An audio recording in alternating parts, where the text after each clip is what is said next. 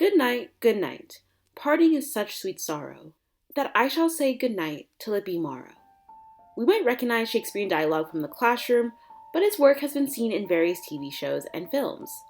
2010's Letters to Juliet isn't an adaptation of Romeo and Juliet, but the influence doesn't go unnoticed. In a modern-day tale of finding love, Letters to Juliet follows Sophie, who goes on a pre-honeymoon trip with her fiancé to Verona, Italy. When exploring Italy without her fiancé Victor, she visits Juliet's house.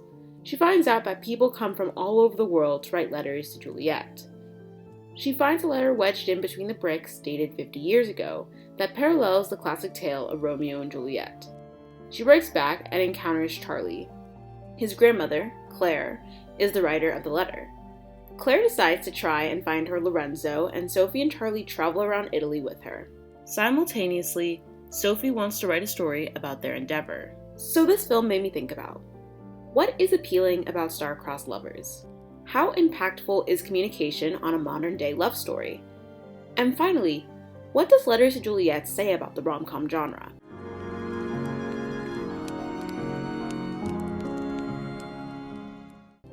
The rom-com genre has a deep history and seems to follow a simple formula.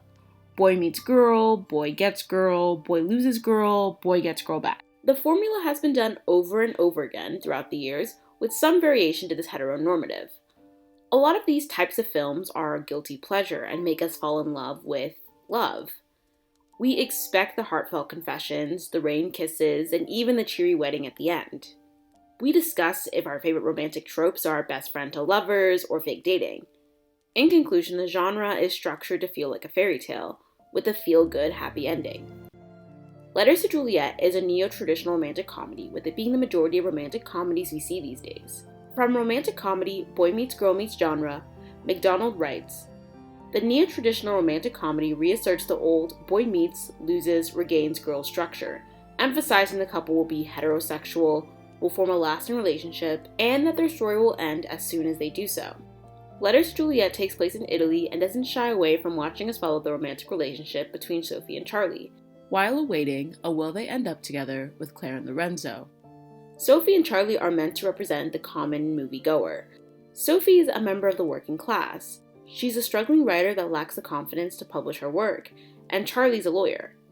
At the beginning of the journey, Charlie is unsure about trying to find Lorenzo, even claiming that he's a realist. But eventually it becomes Claire that's scared to meet him, as she actually realizes that he could be out there. The journey complicates itself further when one of the Lorenzos turn out to be dead, and there's this reality that the man Claire loves could possibly not be there to meet her. Therefore, the film hints at love not always having a happy ending. McDonald writes, "This seems to be one of the main tactics by which the neo-traditional romantic comedy seeks to achieve its various effects. By creating feelings in the audience, it then ascribes to the characters. By this means, the work of establishing character traits becomes unnecessary. Much more simply a song, a landmark, or a line of dialogue with an already established emotional resonance can be employed to evoke a feeling which then gets co-opted into the new movie." In regards to Letters to Juliet, it's hard to not associate this movie with Love Story by Taylor Swift, as it plays in the background of Sophie and Charlie finally getting together, with the lyrics saying, "That you were Romeo, you were throwing pebbles, and my daddy said, stay away from Juliet. And I was crying on the staircase, begging you please don't go. And I said, Romeo, take me, somewhere we can be alone. I'll be waiting. All there's left to do is run. You'll be the prince, and I'll be the princess. It's a love story.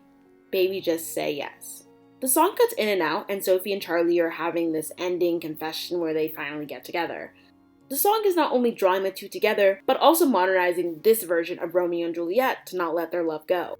Because of this, neo-traditional romantic comedies have self-referentiality, as these films are aware of how movies of romantic comedies cannot feel attainable by their audience, more of escapism than realism.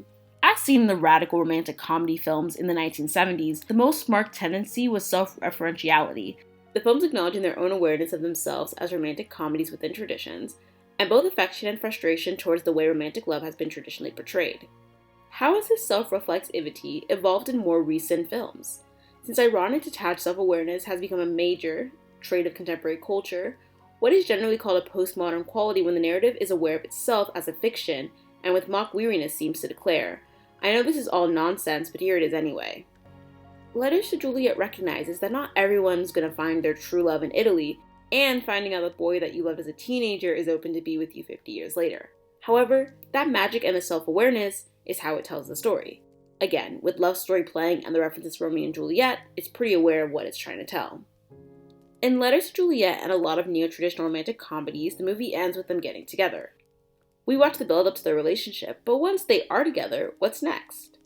We're meant to be satisfied with their romance beginning, but not seeing if they actually make it. Over time, we've seen that people are interested in their favorite rom-com couples navigate as a couple, and not just be satisfied with them getting together. The concept of realism in romantic comedies is rather interesting, as the concept doesn't seem far-fetched. In Letters to Juliet, there's a wall in Verona where you can actually write letters to Juliet. There's a real Juliet club that responds to your letters. Does this mean that we can find love in Italy? Not necessarily, but it's maybe the idea of chance and how these events aren't made up. In this film, the love story is centered on its female lead, Sophie, which not every rom-com does. 4 Weddings and a Funeral comes to mind. The journey of Claire finding Lorenzo is framed through her perspective, with the Juliets holding the power in this film specifically. This is interesting in comparison to what we see in Shakespearean dramas. In Juliet's Taming of Romeo, Brown writes, "In the context of Shakespearean drama, moreover, female characters have been recognized as strong-willed, and Shakespeare has been called an inveterate feminist. Claire and Sophie grow to gain more autonomy in their lives. Sophie's passive over her relationship with Victor, not noticing till the end that their relationship is not love, with them not even caring to spend time together during their pre-honeymoon. Claire's determined to get back with Lorenzo even if so much time has passed. The question remains if this is a story about more than one rendition of Romeo and Juliet.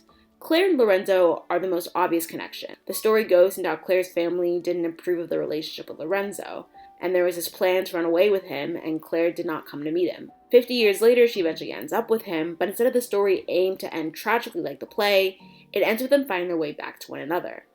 The other couple is Sophie and Charlie. Sophie and Charlie don't have love at first sight, and the first time Charlie comes looking for Sophie, he detests her. The entire journey when they're traveling to find Lorenzo, Sophie and Charlie are growing to care for one another, and don't really act on their feelings until near the end. The obstacle in the relationship isn't their family's disapproval, as Charlie's parents died and Sophie's mom left her. The obstacle is Victor. The scene where they kiss has Sophie and Charlie staring up at the stars.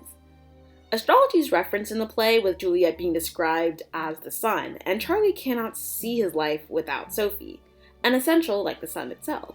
The most obvious reference to Romeo and Juliet in this film is the iconic balcony scene. When thinking about this scene, our mind probably goes to it being performed, like this one from Zeffirelli's film in 1968. Deny thy father, and refuse thy name. Or if thou wilt not, be but sworn my love, and I'll no longer be a Capulet. Shall I hear more, or shall I speak? In this film, the balcony is a prevalent visual. First, we see a balcony when they arrive in Italy, with Sophie's fiancé Victor calling down to her from below. Then, on the hunt for Claire's Lorenzo, one of the men they talk to has a balcony in their house. After Sophie and Charlie's kiss, he tries to get her back and sees Victor and Sophie hugging on the balcony. Lastly, they fully recreate it with Sophie looking down at Charlie and him trying to climb up to see her. The balcony is used to express love for one another, and that is the moment that Romeo and Juliet reveal their love. Every time the balcony is displaying some iteration of love for another, with the final time being the one that was most endearing. Charlie and Sophie's version is the closest reiteration of the scene, with the confession of love and them ending the scene with a kiss, while others don't have the same romantic gesture. Throughout this movie, there is beautiful shots of Italy that could serve more purposes than the play itself being set in Italy. There is a certain type of magic that comes with falling in love in a location you're unfamiliar with. The shots themselves are made to provoke some emotion out of us. The scenery of Charlie and Sophie exploring the city, the night shots when they're winding down, and the journey to find Lorenzo. The cinematography wants us to feel like we're on vacation with them, and possibly influences our need to visit. How many times can we name wanting to go to a specific place because of how it looked in a film or on TV? For example, there's Sisterhood of Traveling Pants with Greece, Cheetah Girls 2 with Barcelona, even Outer Banks with Outer Banks, North Carolina. Therefore, cinematography is important in romantic comedies as it sells the story. There's a focus on eyes in this film which could be traced back to Romeo and Juliet falling in love at first sight. With Sophie and Charlie, their first eye contact is one of dislike. As the movie goes on, Charlie would make eye contact with Sophie that was usually endearing and eventually loving, sometimes without even saying a word. When she finally meets Lorenzo, they make eye contact and is able to tell it's him without saying a word.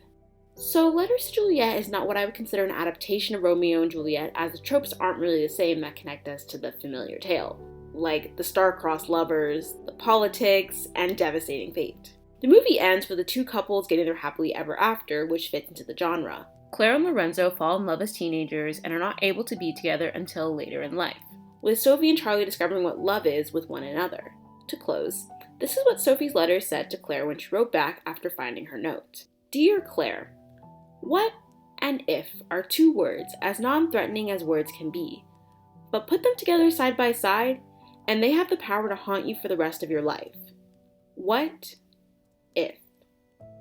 What if?